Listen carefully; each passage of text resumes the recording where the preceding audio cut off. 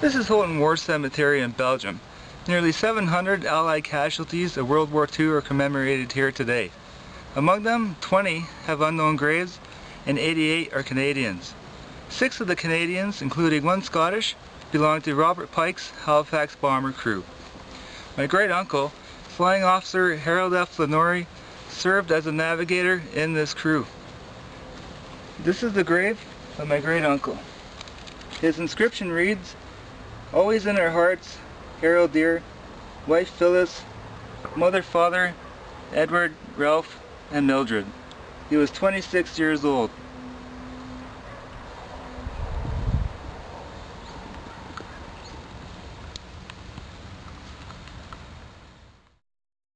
During the Second World War, Bomber Command suffered approximately 58,000 casualties, with a loss rate of approximately 60%.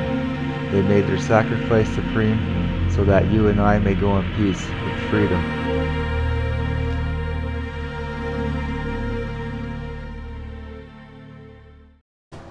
In September of '44, my great-uncle Harold was posted to a Royal Air Force Squadron, Squadron 77, at Full Sutton in North Yorkshire, England.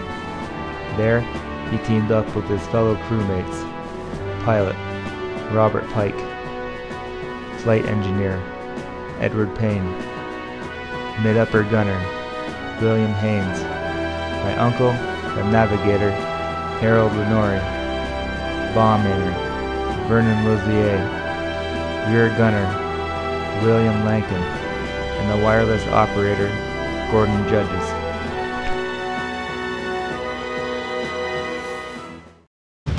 Like a lot of crews in Bomber Command, they never made it past their 8th sortie.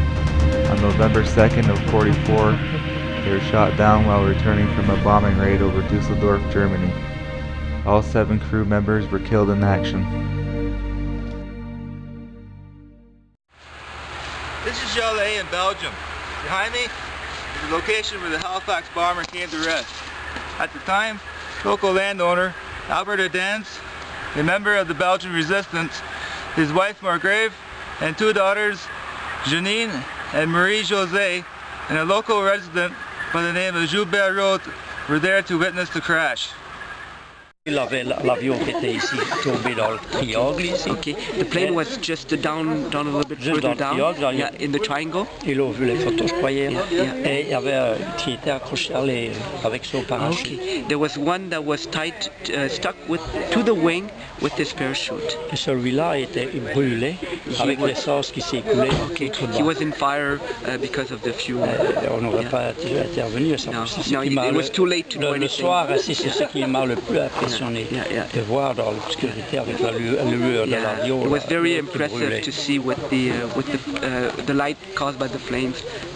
The scenery was overwhelming. Alors l'autre, je ne l'ai pas vu. Il y en avait un autre derrière qui était tombé dans la prairie avec la mitrailleuse arrière et la mitrailleuse où était rentrée. Oh, the last one he didn't see him, but he was down in the woods. Il était avec le cockpit et tout en fait. He was in the cockpit and he had been hit on the head by the alors il y en avait 2, il y en avait les 2. Je le vois encore, celui qui brûlait. Oui, je le vois. Yeah, he still sees the gentleman that was burning on the way today, 63 years later. This memorial here at Chalet marks the spot of the Halifax bomber crash. In 1951, it was inaugurated by Mr. Albert Adans to honor the 7 airmen who lost their lives in the great fight for freedom.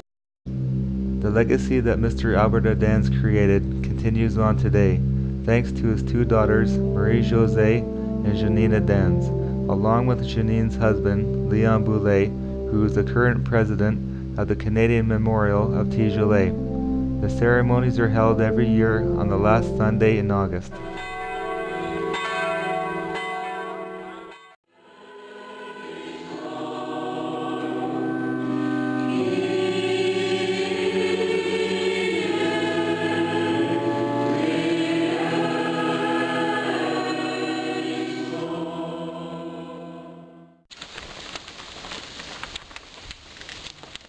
Ladies and gentlemen, we celebrate this day the 57th anniversary of the inauguration of Canadian Memorial of Tigelot. Mr. Albert Adans has created this monument for the 7th Airmen. 6 Canadians and 1 British give their lives for our freedom. We'll never forget those supreme sacrifices of the whole generation of Canadians, British, Americans and Australians, and from many other nations for liberated our country. Thank you, Mr. Lenouri, Pike, Lausier, Judges, Haynes and Lankin from Canada, and Mr. Payne from the United Kingdom. We all count ourselves free and proud today because you gave up everything for us.